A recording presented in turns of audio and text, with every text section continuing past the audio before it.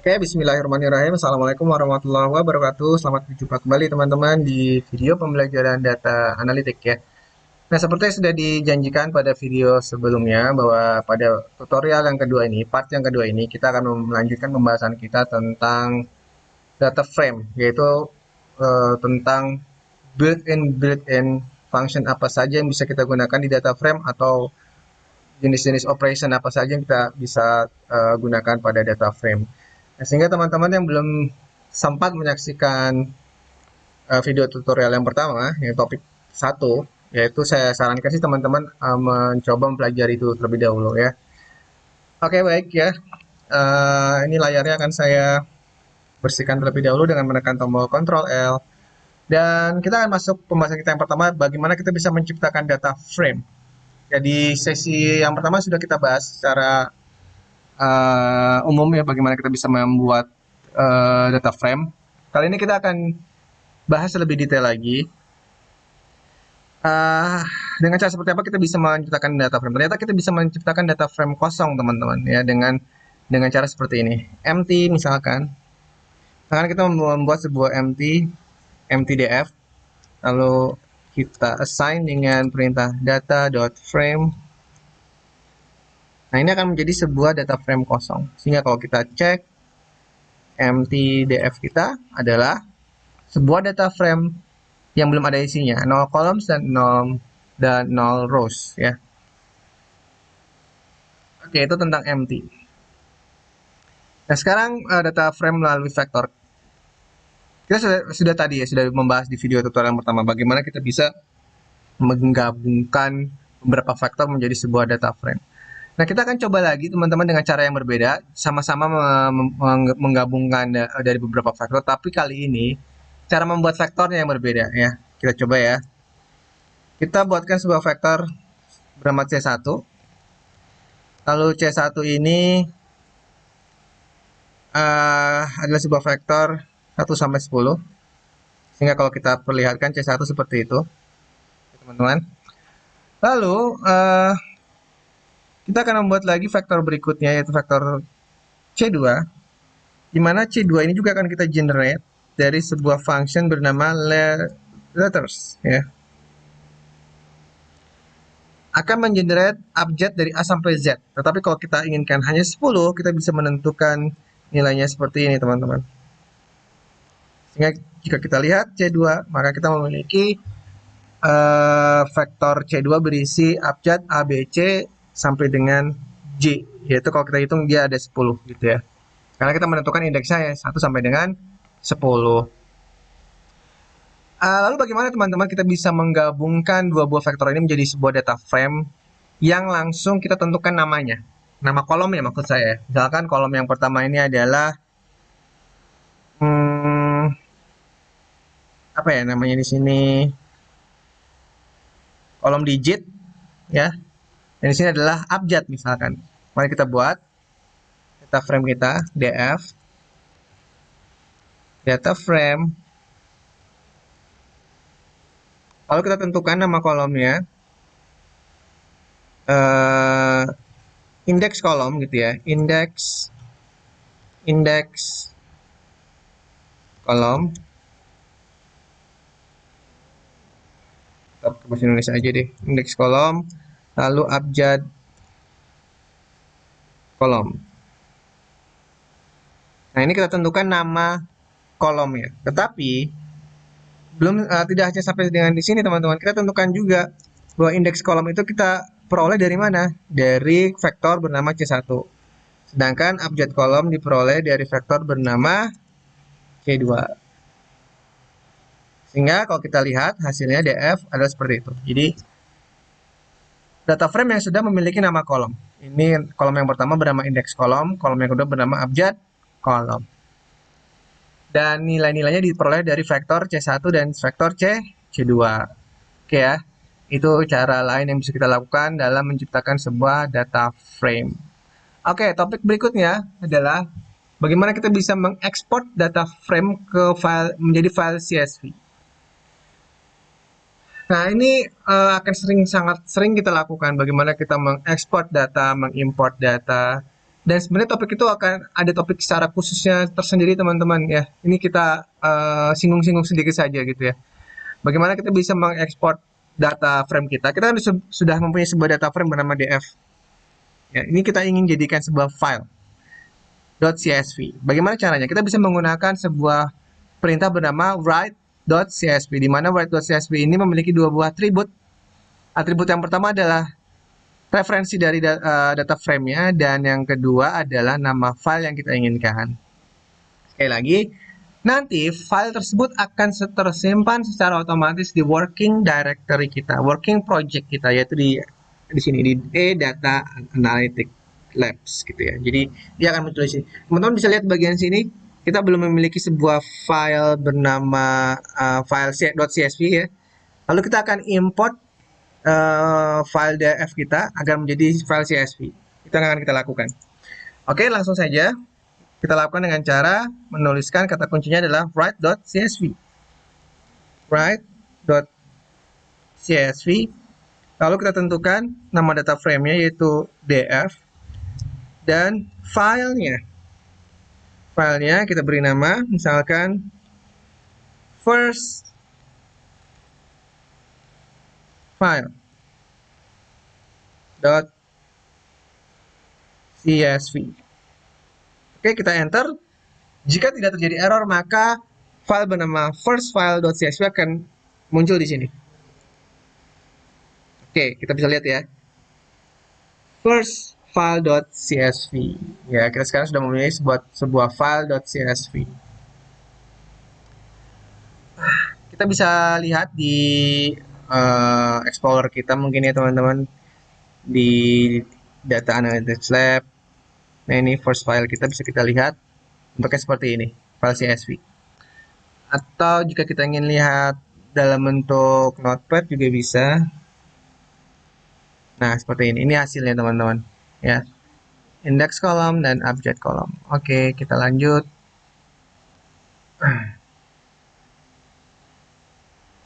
Nah, setelah kita bisa mengekspor sebuah file, bagaimana kebalikannya, yaitu mengimport, membaca. Ya, mari kita lihat bagaimana caranya dengan yaitu bisa menggunakan sebuah built-in function bernama read.csv. Jadi kalau mengekspor menggunakan write, sedangkan untuk mengimport atau membaca bisa menggunakan read. Oke, kita ciptakan data frame yang lain, misalkan df2. df2 ini yang pertama kan namanya df saja ya. Kita akan buat variabel baru bernama df2, di mana df2 tersebut adalah kita peroleh dari file CSV kita, yaitu bernama first file.csv.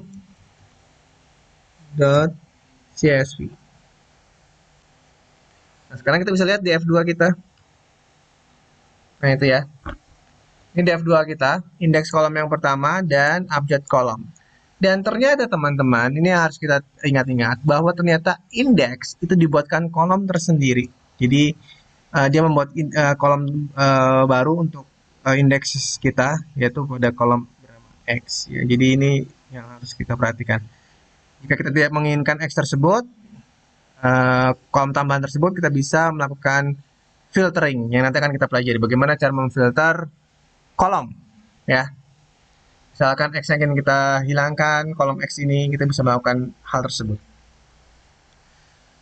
Oke, berikutnya adalah kita akan pelajari bagaimana kita bisa mendapatkan jumlah baris dan jumlah kolom dalam sebuah data frame. Nah, itu bisa kita lakukan dengan menggunakan function bernama enrow dan encall.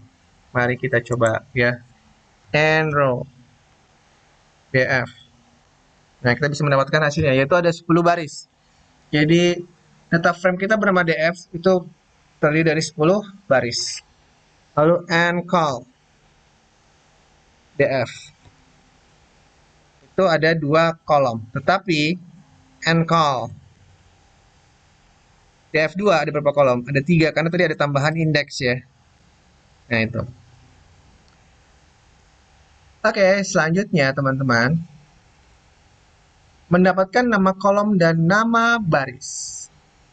Ada kalanya juga kita ingin tahu sih dalam sebuah data frame kita tuh nama kolomnya atau atributnya apa saja sih, kita bisa menggunakan function row names dan function call names.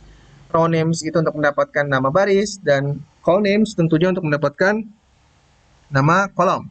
Oke, kita coba ya. Row names df, yaitu kita memiliki df kita.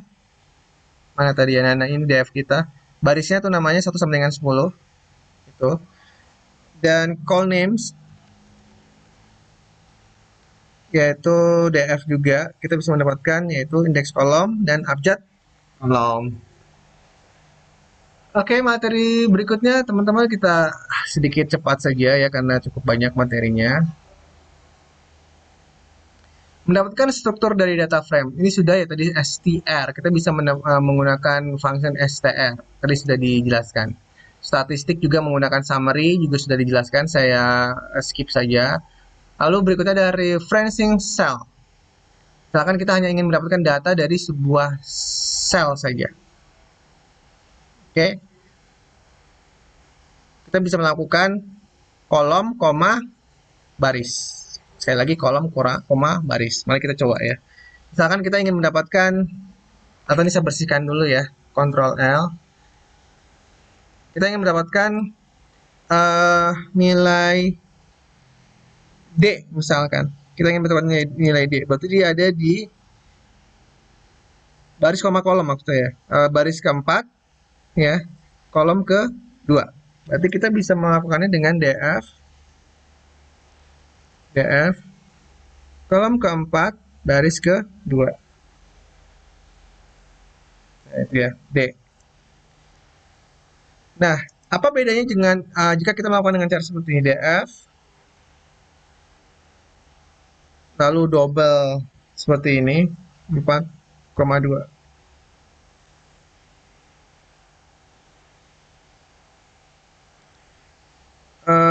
Kita coba yang lain.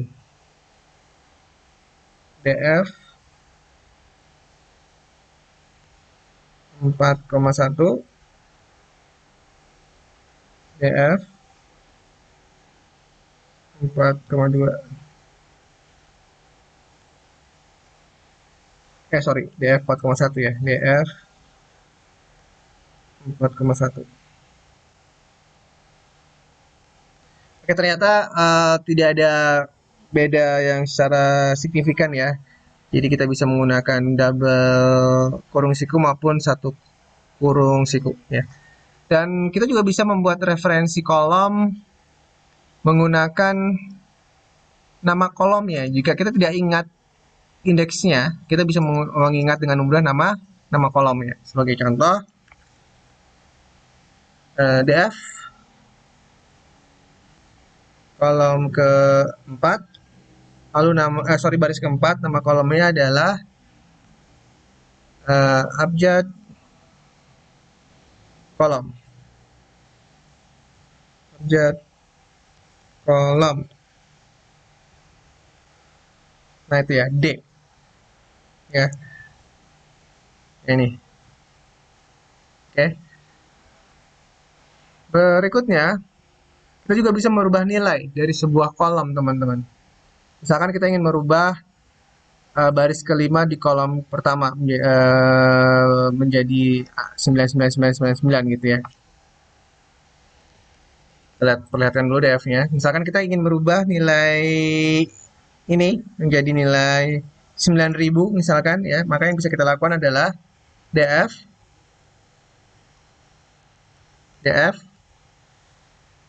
6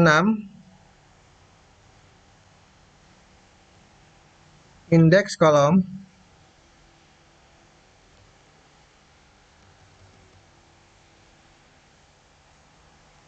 uh, sorry indeks kolom tadi 6 ya.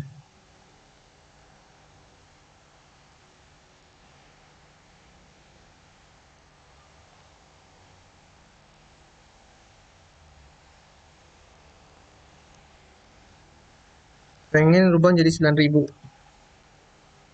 Kita lihat Nah, itu ya, sekarang sudah menjadi 9.000. Jadi jika yang kita inginkan adalah merubah, maka kita berikan operator assignment seperti ini.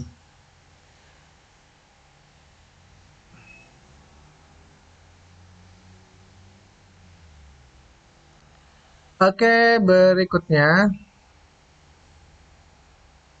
Hmm, ini sudah pernah dipelajari.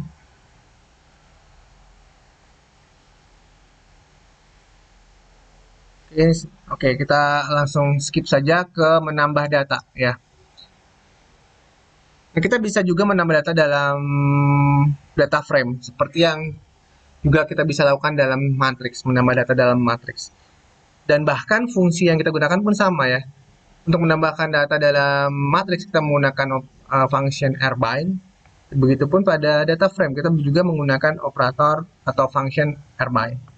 Sebagai contoh ya, uh, misalkan kita ingin menambahkan data frame seperti ini ya. Jadi ada tambahan 2000 dan new gitu ya. Oke, kita buatkan dulu.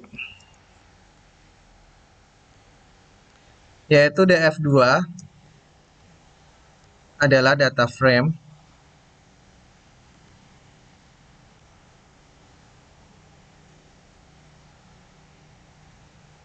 um,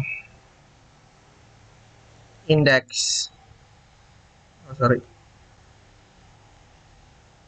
Ini adalah indeks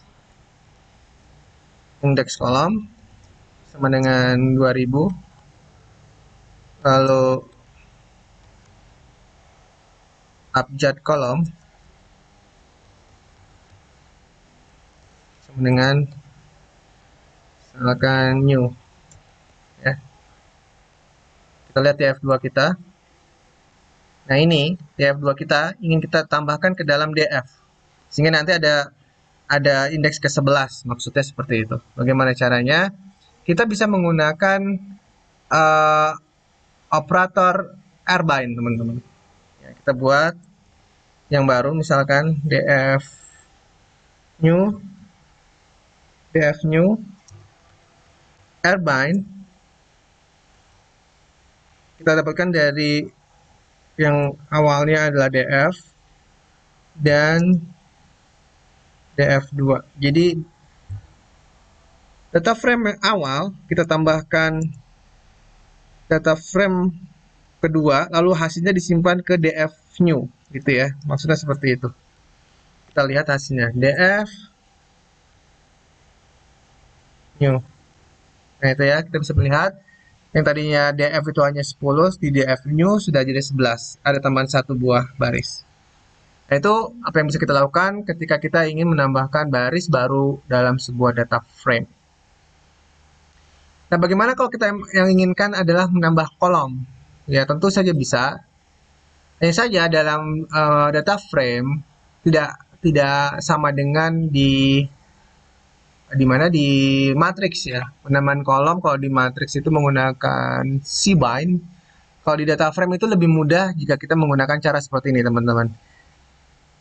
Kita ciptakan dulu nama kolomnya ya. Misalkan new column. Kalau kita ciptakan nilainya ya. Lalu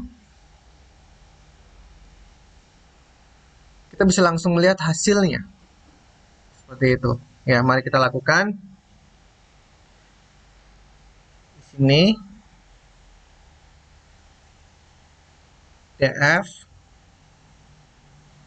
df kita lihat dulu df ini yang awal ya, yang belum ada indeks 11-nya. Kita akan tambahkan kolom di sini, teman-teman. Ya. Berarti yang kita lakukan adalah df lalu tambahkan kolom baru dengan $sign. Nama kolomnya misalkan new call ya. Lalu didapatkan dari apa di sini? Misalkan hasil perkalian antara 2 kita kalikan dengan df $,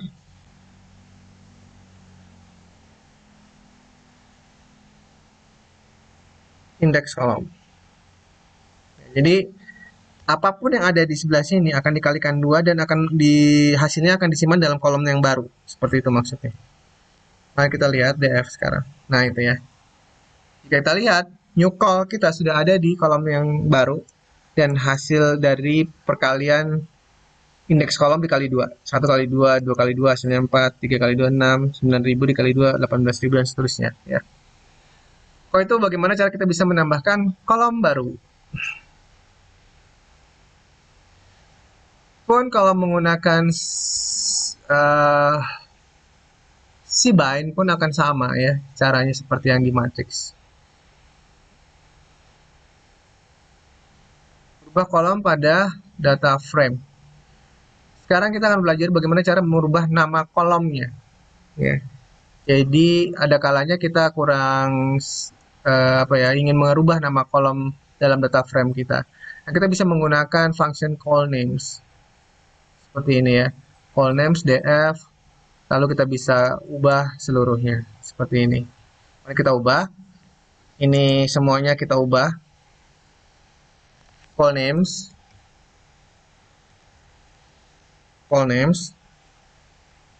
dari data frame bernama df, lalu kita lakukan combine operator untuk membuat sebuah vektor. Misalkan di sini kolom 1,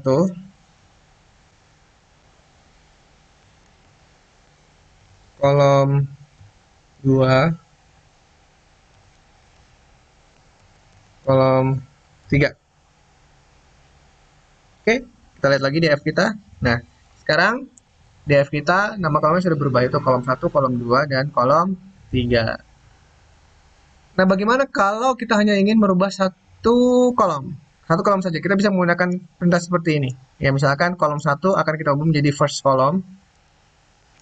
Maka caranya sama, menggunakan call names, lalu df. Namun, kita tambahkan indeks yang ingin kita rubah, yaitu indeks pertama.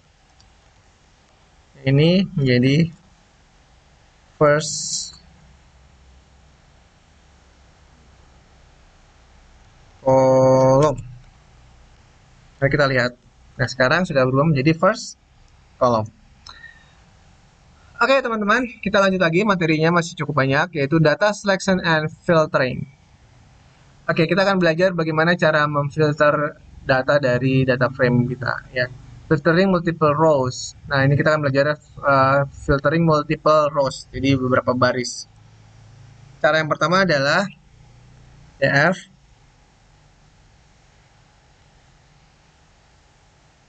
ya, tentukan dulu baris yang akan kita tampilkan. Misalkan 1 sampai dengan 8, baru semua kolom. Kalau semua kolom berarti nggak perlu kita tentukan ya nama kolomnya. Nah, ini akan menghasilkan hanya baris 1 sampai dengan 8. Ya. Begitupun jika kita menginginkan baris yang lain 1 sampai dengan 3 atau 1 sampai dengan 5, bisa kita coba sendiri. Ya, bisa nanti teman-teman coba sendiri. Memilih selain baris tertentu. Misalkan kita ingin memilih semua baris kecuali yang kedua. Nah, itu maksudnya. Tampilkan seluruh baris kecuali yang kedua. Kita bisa menggunakan perintah df, kecuali itu menggunakan perintah min 2, artinya baris kecuali yang min 2, gitu ya. Kecuali baris yang kedua. Ini. Kita bisa lihat semuanya ditampilkan kecuali yang kedua, ini nggak ada. Kita pun sama ya, bisa memfilter data frame menggunakan logical operator. Sebagai contoh, misalkan kita ingin menampilkan data frame yang lain yang sudah disediakan oleh RStudio, yaitu empty cars ya. Silakan teman-teman buka dulu, ketikkan empty cars untuk mendapatkan data frame dari RStudio yang sudah disediakan ya. Kita akan bermain-main dengan data frame ini. Lalu kita akan bisa memfilter. Misalkan kita hanya ingin menampilkan data yang memiliki MPG lebih dari 20. Sedangkan yang 20 ke bawah kita tidak ingin tampilkan. Nah, itu kita bisa menggunakan perintah seperti ini. Empty cars, lalu empty cars, tentukan nama kolomnya dan logical operatornya. Nah, seperti itu ya. Nah, teman-teman bisa lihat di sini, sekarang yang ditampilkan hanya data-data yang memiliki MPG lebih dari 20. Sedangkan yang atasnya ini kan semuanya ditampilkan ya, yang 15, 13 juga ditampilkan, kalau ini enggak. Oke, berikutnya, jika kita menginginkan menampilkannya itu dua buah kondisi. Misalkan selain MPG yang 20 tetapi juga silindernya yang sama dengan 6 misalkan. Nah, kita bisa menggunakan dua kondisi tersebut dengan cara seperti ini. Empty cars. Dua kondisi dipisahkan dengan tanda eh, operator N gitu ya. Di sini adalah empty cars. MPG dan empty cars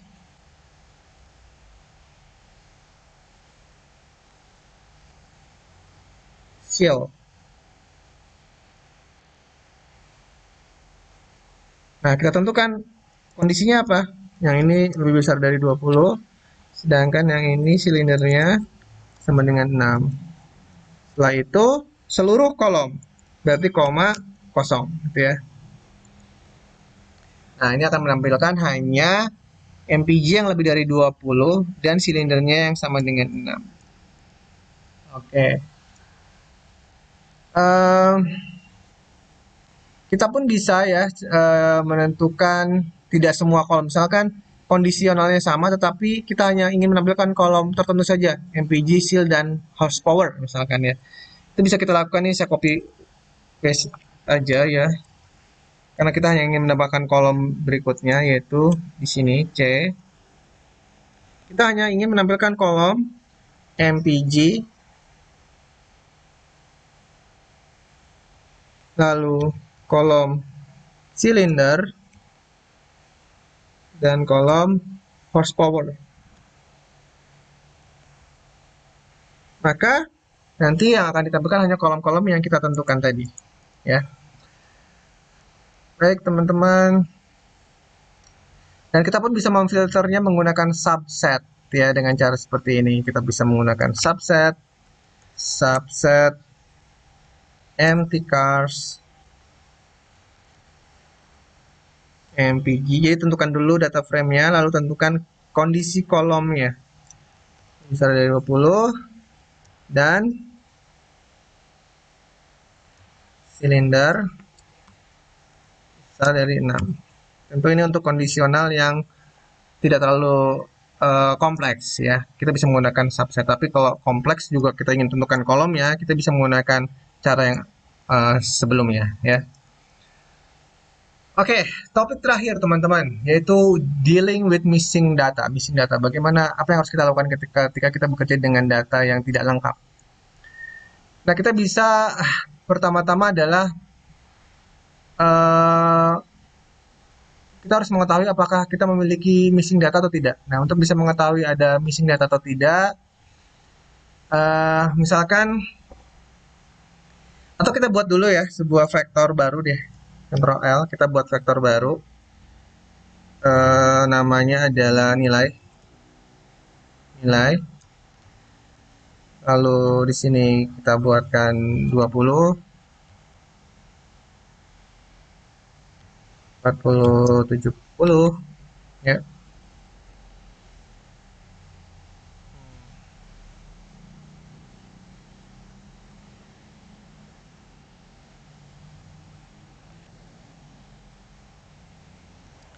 Oke, di sini ada pesan error 20 is empty. Nah, kita bisa saja jika ingin membuat vektor yang ada nilai kosongnya, kita bisa menggunakan cara seperti ini, teman-teman.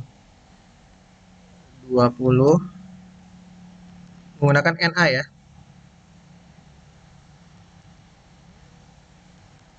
40, 70.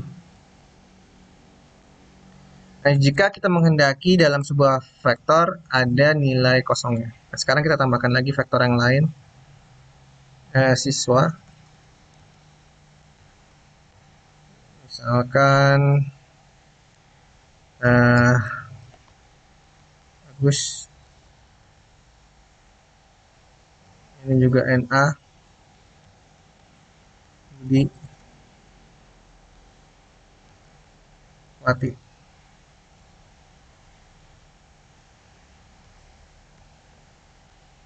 Oke, kita lihat siswa. Nah, berikutnya kita akan gabungkan dia menjadi data frame.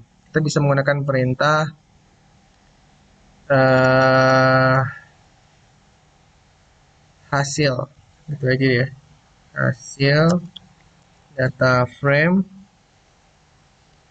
Di sini adalah nilai, koma, siswa. Atau kebalikannya. Siswa, koma, nilai. Sehingga kalau kita lihat di sini hasil. Oke. Nah, berikutnya, jika kita lihat menggunakan kembali lagi ya, untuk mengetahui apakah di sebuah data frame ada nilai kosongnya, kita bisa menggunakan perintah any, lalu is, na, lalu nama data frame-nya, misalkan adalah empty cars. Lalu kita enter. Nah, ternyata dia menghasilkan sebuah nilai false. Artinya, dalam sebuah data frame bernama empty cars, itu tidak ada nilai kosongnya, teman-teman. Namun hal ini berbeda ketika perintah yang sama, ini ya, kita lihat pada hasil. Nah itu ya, maka akan menghasilkan nilai true. Karena pada data frame kita ada yang nilainya kosong. Nah, itulah cara bagaimana kita bisa mengetahui di sebuah data frame ada nilai false atau tidaknya. Ya, nilai true atau sorry, nilai kosongnya atau tidak, atau empty value atau tidak gitu ya. Is na hasil. Ternyata ya yang true ini adalah yang kosongnya. Ya, kita bisa menggunakan berbagai macam cara gitu ya. Bisa menggunakan any is na atau is na saja. Kalau kita menggunakan cara is na saja, kita akan menghasilkan hasil seperti ini. False itu artinya tidak kosong, true itu kosong. Tetapi kalau hanya ingin ada yang kosong atau tidak gitu saja, kita bisa menggunakan any gitu ya. Dan untuk memberikan nilai tertentu pada sebuah data yang hilang, kita bisa menggunakan cara seperti ini. Misalkan empty cars is an empty cars, lalu kita isikan dengan nilai 0. Artinya kita akan mengisikan nilai sesuatu, dalam hal ini nilai 0, pada nilai yang kosong. Atau misalkan cara seperti ini, kita ingin mengisikan rata-rata dari semua kolom, rata-rata dari nilai semua kolom akan diisikan pada nilai yang kosong. Seperti itu ya. Oke, itu teman-teman mungkin yang bisa saya sampaikan dalam kesempatan kali ini. Ya, nanti teman-teman bisa melihat tugasnya ya di Indigos ataupun melalui modul yang saya sertakan dalam pembelajaran ini. Baik, terima kasih atas perhatiannya.